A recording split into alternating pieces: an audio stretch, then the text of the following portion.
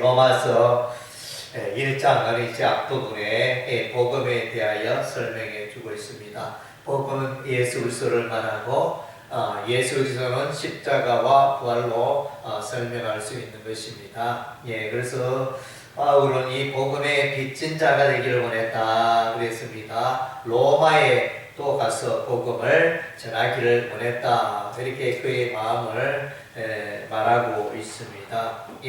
바울은 이제 이 복음을 위해서 살아가겠다, 어디에서나 땅 끝까지 이제 이방인의 사도로서 복음을 전하겠다, 이런 귀한 마음을 갖고 있었습니다. 그래서 이제 1장에는 이제 이 복음의 능력에 대해서 말씀해 주고 있습니다. 이 복음은 모든 믿는 자에게 구원을 주시는 하나님의 능력이 됩니다. 먼저는 유대인이요 그리고 헬라인에게로다. 그래서 이제 세상 모든 사람들에게 이 복음이 필요하다는 것입니다. 이 복음을 믿는 죄인은 어렵게 되는 것입니다. 17절에 1장 17절에 복음에는 하나님의 의가 나타나서 믿음으로 믿음에 이르게 하나니.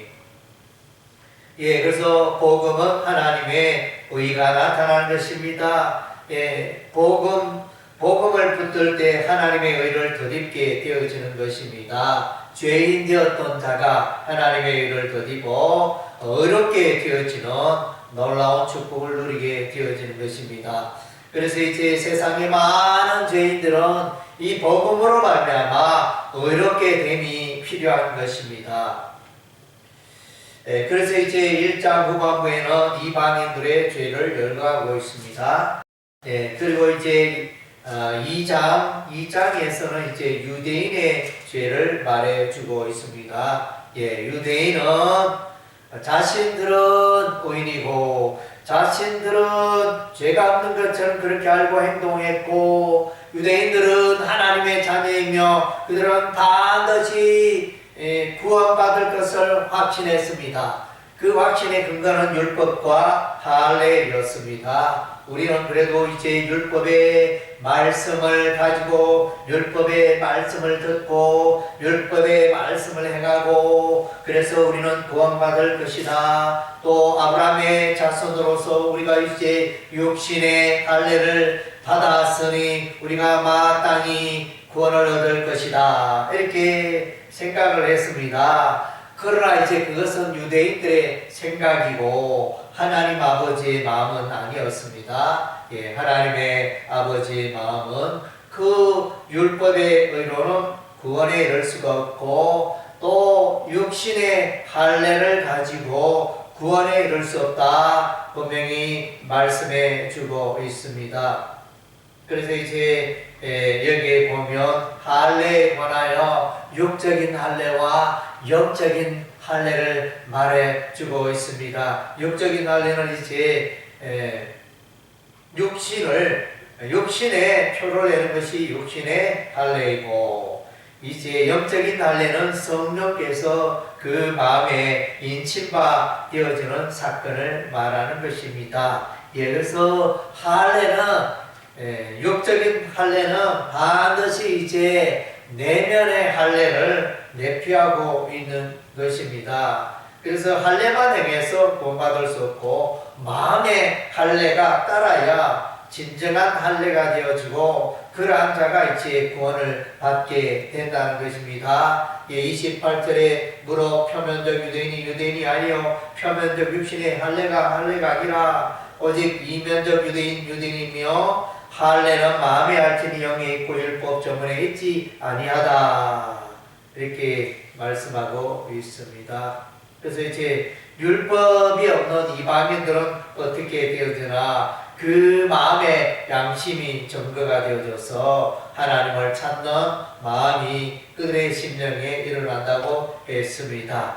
그래서 이제 이 세상 사람들이 심판을 받을 때 율법을 알지 못하는 자들은 이제 그 마음이 점거가 되어 심판을 받게 되고, 유대인들은 그들이 가진 율법으로 말미암아 심판을 받게 되어지는 것입니다. 그래서 이제 그들은 마침내 의에 이르지 못하고 그들은 마침내 구원에 이르지 못하게 된다는 것입니다. 1장 후반부에는 이방인의 죄, 2장에서는 유대인의 죄. 유대인의 죄는 이제 그들이 율법에 대한 지식을 많이 갖고 있었지만은 실상은 이제 율법의 말씀대로 행하지 못하였다였습니다. 그래서 도둑질 하지 말라 선포하는 내가 도둑질하느냐, 간음하지 말라 말하는 내가 간음하느냐, 우상을 가진 여기는 내가 신전 물건을 도둑질하느냐. 그래서 이들의 죄는 이제 도둑질하고 이들의 죄는 또 간음을 행하고 이들의 죄는 우상 숭배에 빠지는 이런 이제 죄악 가운데 빠지게 되는 것입니다. 그래서 이제 이러한 유대인들은 구원에 이르지 못하고 하나님의 심판을 받아 멸망에 이르게 된다는 것입니다. 그래서 이제 로마서 3장에는 이제 결론적으로 이 유대인이나 이방인은 다 죄인이다. 로마서 3장 23절에 모든 사람이 죄를 범하였음에 하나님의 영광에 이르지 못하더니 이렇게 결론을 내리고 오직 하나님의 은혜로 예수 그리스도를 믿는 그 믿음의 은혜로만이 구원에 이를 수 있다. 로마서 3장에서 말씀해 주고 있습니다. 우리 인간은 본래적으로 죄 가운데 사는 자들인 것입니다. 에덴 동산에서 죄를 범하였습니다. 우리 하나님께서 에덴 동산에서 아담과 하와에게 말하기를 에덴 동산에 있는 과일을 마음대로 먹어도 좋지만은 선악을 알게 하는 나무 열매를 따먹지 말라. 내가 그 열매를 먹는 나는 정령 죽으리라. 우리 하나님 그렇게 말씀하셨는데 아담과 하와는 그 하나님의 말씀에 불순종하여 죄 가운데 빠지게 되어집니다. 그래서 에덴 동산에서 쫓겨납니다. 사망의 형벌이 그들의 삶 가운데 임하였던 것입니다. 그리고 이제 세월이 지나서 노아의 시대에 하나님의 죄에 대한 홍수 심판이 있었습니다. 하늘에서 비가 쏟아지고 땅에서 샘이 터치고 노아의 시대에 그 시대의 사람들이 하나님을 멀리하고 죄 가운데 행하였다 그랬습니다. 죄가 그 땅에 만연하여 우리 하나님의 홍수 심판이 그 땅에 나타난 것입니다. 그래서 이제 노아의 8명을 노아의 가족 8명을 제외하는 모두가 멸망에 이르는 어마어마한 죄에 대한 하나님의 심판 형벌이 있었던 것입니다. 그리고 이제 노아의 이 후손들 가운데 또 이제 바벨 탑을 쌓으면서 하나님을 대적합니다. 하나님의 이름을 높이지 않고 자기들의 이름을 높이고 자기들의 꾀와 지식과 기술을 자랑하고 그래서 하나님을 대적하는 세력이 되었습니다. 이럴 때 우리 하나님이 이제 그들의 언어를 혼잡케 하심으로 그들이 온 땅에 흩어지고 온 땅에 언어가 달라서 그들은 이제 서로 의사소통이 되지 않았던 것입니다. 죄악의 열매였던 것입니다. 성경은 이제 계속하여 죄악의 사건을 말씀해주고 있습니다. 우리 하나님은 이제 아브라함을 갈대아울에서 아브라함을 부르시고 아브라함을 이제 가나안 땅으로 인도하셨습니다. 그러나 이제 애굽 땅에서 아브라함의 후손이 야곱과 그의 가족들이 70여 명이 이제 400여 년간의 세월을 보내게 되어집니다. 그리고 이제 마침내 가나안 땅으로 돌아오게 되어지는데 그때는 이제 가나안 7족속이 이제 죄 가운데 빠지고 우상숭배 가운데 빠지고 그래서 죄악으로 멸망받을 수밖에 없는 그런 순간에 이르렀을 때 마침내 우리 하나님께서 이제 이스라엘 백성을 부르십니다. 모세를 통하여 마침내 애굽의 종으로 살던 이스라엘 백성을 이제 적과 꿀이어는 가나안 땅으로 인도하시는 것입니다. 예, 그래서 이제 가나안 일곱 족속은 그들의 죄악으로 말미암아 멸망당하게 되어지고 여리고성이 그 죄악의 여리고성이 마침내 무너져 내리게 되어집니다. 예, 우리 하나님의 심판 징계가 여리고성에 임하였던 것입니다. 예, 세월이 지나서 이제 여호수아도 죽고 이스라엘 백성 가운데 또다시 바알을 숭배하고 우상을 숭배한 것이 만연하였습니다. 그래서 이제 우리 하나님의 진노하심으로 말미암아 이제 북이스라엘이 먼저 BC 722년에 먼저 아수르 나라에 멸망당합니다. 그 이후에 약 130년 세월이 지난 뒤에 남한국 유다도 바벨론에게 BC 586년에 멸망합니다. 무엇입니까?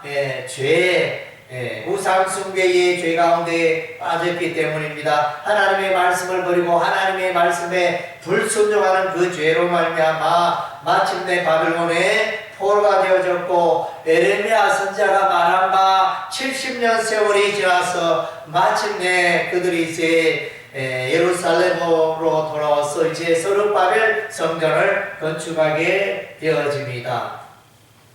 그래서 이제 때가 되어 이제 메시아 예수소가 이 땅에 오시게 되어집니다. 세례 요한은 요단강에서 외칩니다. 회개하라 천국이 가까웠느니라. 이렇게 세례 요한은 이제 죄인들을 향하여 외치고 회개하라고 외치고 회개하는 자에게 하나님의 나라가 임할 것을 이제 외쳤던 것입니다. 예수님께서 동일하게 하나님의 나라를 말씀하셨습니다. 예수를 믿는 자에게는 이제 죄사함의 은혜가 임하고 예수를 믿는 자는 의롭게 되고 예수를 믿는 자는 하나님의 백성이 되어져서 하나님 나라에 들어가게 되며 하나님의 백성이 되어지는 것입니다. 요한복음 1장 12절에 영접하는 자 곧 그 이름을 믿는 자들에게는 하나님의 자녀가 되는 권세를 주셨으니 그래서 이제 예수소의 십자가의 보혈을 믿는 자마다 구원을 받게 되어지고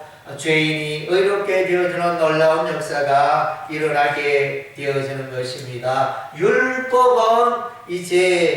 율법으로는 구원받을 사람이 세상에 한 사람도 없다는 것입니다. 로마서 9장에도 보면 이제 아브라함의 자손이라고 해서 다 구원받는 것이 아니다. 그래서 이삭은 구원받았으나 이스마엘은 구원을 받지 못하였고 야곱은 구원받았으나 예서는 구원받지 못했다.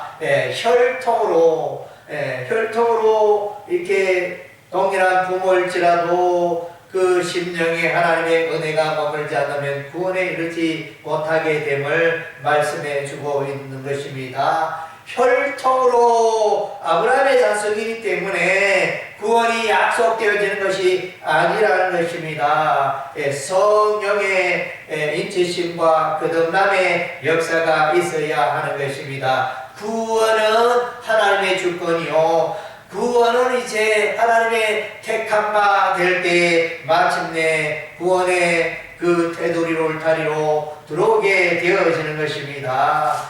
모든 유대인들이 다 구원받는 게 아니고 유대인들 가운데 다수가 예수를 믿지 않고 복음을 멀리하고 마침내 멸망에 이르게 되어집니다. 유대인의 완악함으로 인하여 이방인에게 복음이 전파되어지고 하나님의 시간의 때가 되매 이제 종말에 세상 끝날에 이제 유대인들 가운데 많은 사람들이 회개를 하고 하나님께로 돌아오게 될 것입니다. 그래서 오늘 이제 로마서 2장은 유대인의 죄악을 말해주고 유대인은 율법을 가졌고 유대인은 할례를 행하였지만은 그들은 구원과는 관계가 먼 자들이었다는 것입니다. 율법이 그들을 의롭게 하지 못하고 율법이 그들을 의롭게 하지 못했던 것입니다. 할례가 그들을 의롭게 하지 못하고 할례가 그들을 이제 하나님의 백성의 길로 인도하지 못했던 것입니다. 유대인은 형식주의에 외식주의에 빠져 있었던 것입니다. 심령으로 진실로 하나님을 찾고 진실로 회개하고 하나님의 이름을 부르고 믿음을 예수 그리스도를 향한 믿음을 가진 자들이 아니었다는 것입니다. 그래서 이제 이런 표면적 유대인, 이면적 유대인에 대해서 이제 구원이 주어지지 않고 하나님의 심판이 있다는 것입니다. 반면에 마음의 할례를 받고 육신의 할례가 아니라 마음의 할례를 받고 또 이제 아브라함의 할례 언약이 아니라 이제는 이제 성령의 인침으로 말미암아 하나님 나라에 들어가는 시대가 열리게 되어지는 것입니다. 율법이 아니라 복음으로 말미암아 예수 그리스도의 십자가의 복음으로 말미암아 구원받는 길이 의의 길이 활짝 열려 있다는 것입니다. 오늘 유대인들은 이제 대단한 실수를 하고 있는 것입니다. 자기들의 특권을 주장하고 자기들의 신분을 주장하고 그렇게 했지만은 이는 이제 하나님이 원하는 바가 아니었던 것입니다. 복음의 진리로 거듭나고 참으로 회개하여 하나님의 의를 덧입어야 하는 존재가 바로 유대인들이었다는 것을 오늘 우리에게 교훈하고 있는 것입니다. 오늘 우리의 삶을 돌아보면서 나는 과연 이제 마음의 할례를 받은 자인가? 나는 과연 예수 그리스도의 십자가의 복음의 진리를 믿고 붙들고 그 가운데 나아가고 있는가? 그것을 우리가 돌아보는 이 시간이 되어야 할 줄로 믿습니다. 기도하겠습니다.